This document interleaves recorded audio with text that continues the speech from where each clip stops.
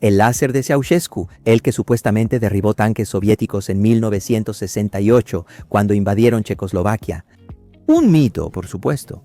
Pero, como todo mito, debe tener algo de verdad.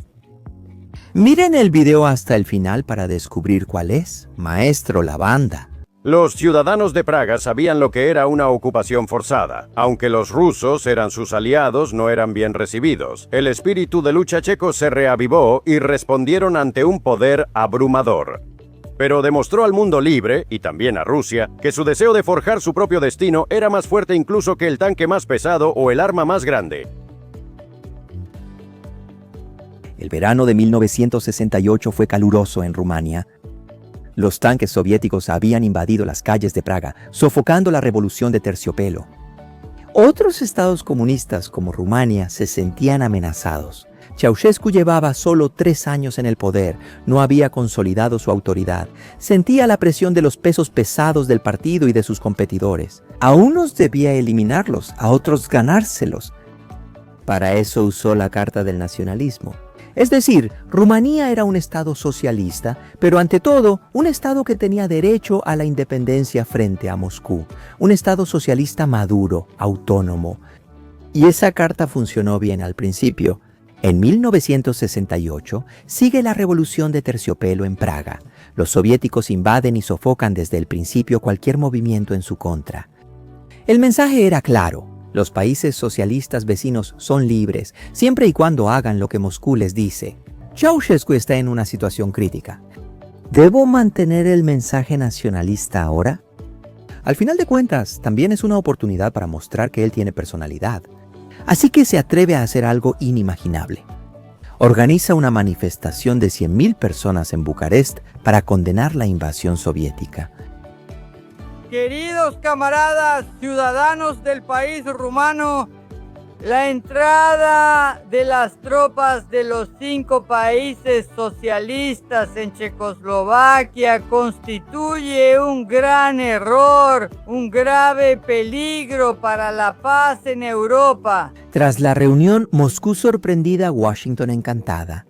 En unos días de agosto, tiene lugar un baile diplomático en el que Ceausescu mantiene un delicado equilibrio entre los dos extremos. Por un lado, sabe que se pasó y, después de unos días, llega a un acuerdo con los soviéticos, asegurándoles firmemente sus intenciones socialistas y adopta la línea de políticas duras en los años que seguirán. Por otro lado, Ceausescu se abre un poco hacia Occidente, con un ojo puesto en sus tecnologías. Por ejemplo, invita al científico rumano Henry Coandra a Rumania, donde dirigirá el Instituto para la Creación Científica y Técnica. Durante este baile diplomático el país está que arde. Se reporta concentración de tropas soviéticas en la frontera con el mundo soviético. ¿Será o no invadida Rumania por los soviéticos? Nuestros padres y abuelos recuerdan esos días. Al final de cuentas, no era difícil de imaginar. No sería la primera invasión soviética. La invasión no sucede. En especial debido a que los soviéticos vieron que Ceausescu era, en esencia, uno de los suyos, decidido a seguir el camino del socialismo. Para el público, sin embargo, alguien parece un ganador. Ceausescu, por supuesto, él detuvo a los soviéticos. La Securitate quiere aprovechar este hecho y en unos años lanza al mercado un mito digno de las leyendas del Olimpo. Ceausescu tenía un arma secreta con la que detuvo a los soviéticos, un láser que derretía tanques. ¿Qué dice el mito? Que los tanques soviéticos intentaron cruzar la frontera con Rumania. Ahí los habría recibido un tren especial con 20 vagones. Uno habría tenido un arma secreta, el láser más poderoso del mundo, y los otros vagones habrían sido de apoyo para el arma. El láser habría derretido los tanques a distancia, con temperaturas que habrían superado decenas de miles de grados. La gente común habría visto ese rayo de la muerte desde lejos, como algo extremadamente brillante. Años después se agregó otro elemento.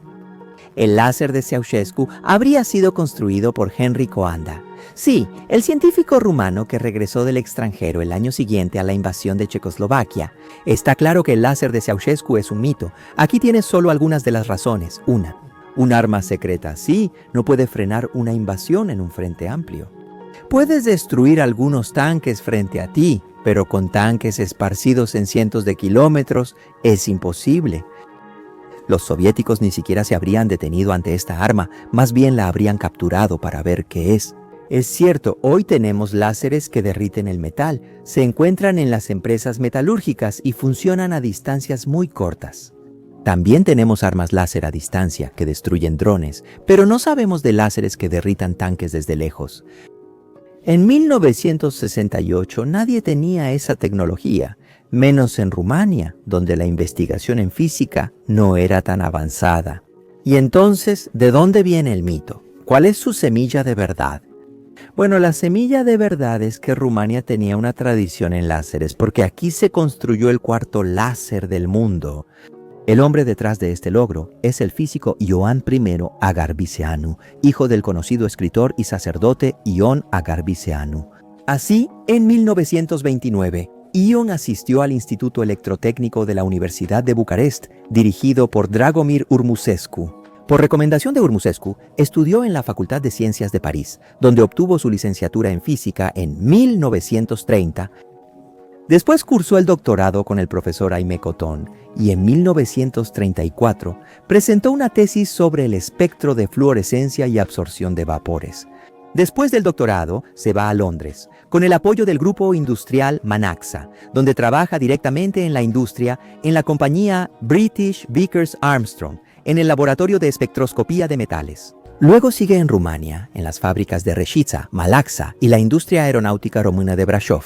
En 1940 es invitado a la Cátedra de Física General de la Universidad de Bucarest y en 1948 se convierte en profesor de Física General en el Instituto de Petróleo y Gas de Bucarest.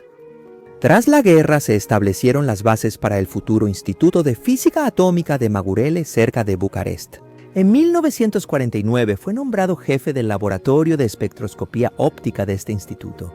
Así es como se describe en el libro Historia de la Física en Rumania lo que siguió. En el período de 1956 a 1969, el profesor Agarbiceanu desarrolló este laboratorio en varias direcciones. Espectroscopía óptica de alta resolución para el estudio de algunas estructuras hiperfinas, métodos ópticos de espectroscopía hertziana para el estudio de los niveles de energía de átomos y moléculas y el estudio de capas delgadas. Buscando obtener patrones Fabry-Perot, noten la palabra patrones Fabry-Perot. Son esos espejos paralelos que, alineados perfectamente, permiten la construcción de un láser mediante un rayo que circula de ida y vuelta entre ellos. Después de la aparición del primer artículo teórico sobre la posibilidad de realizar un láser que opere en el campo de las radiaciones ópticas y en el infrarrojo en 1958, el profesor Agarbiceanu inició algunas investigaciones en esta dirección. El primer láser con medio activo sólido, el rubí, fue realizado en 1960 por Maiman. Luego se continúa. El grupo coordinado por el profesor Agarbiceanu y el doctor Laurențiu Blanaru logra el primer láser rumano con medio activo de helio-neón tras 2 años de trabajo. Este láser funcionaba en infrarrojo, siendo el efecto fácil de evidenciar. El resultado fue anunciado en el Tercer Congreso Internacional de Electrónica Cuántica y publicado en los anales de dicho congreso, al cual no pudo asistir ningún rumano. Rumania fue uno de los primeros países en construir un láser, desde 1962. Esta es la semilla de verdad de la que les hablaba. Ahora, no deben imaginar que el láser hecho por Agarbiceanu era potente. Era de infrarrojo y el profesor Agarbiceanu mismo lo describía como demasiado débil para derretir una mosca, pero suficiente para demostrar la coherencia, la colimación y la estimulación de la emisión, propiedades esenciales de un láser. En resumen, ¿ni una mosca podía derretir menos un tanque? ¿Con qué nos quedamos de este mito del láser de Ceausescu? Yo diría que con esta hermosa historia de Agarbiceanu.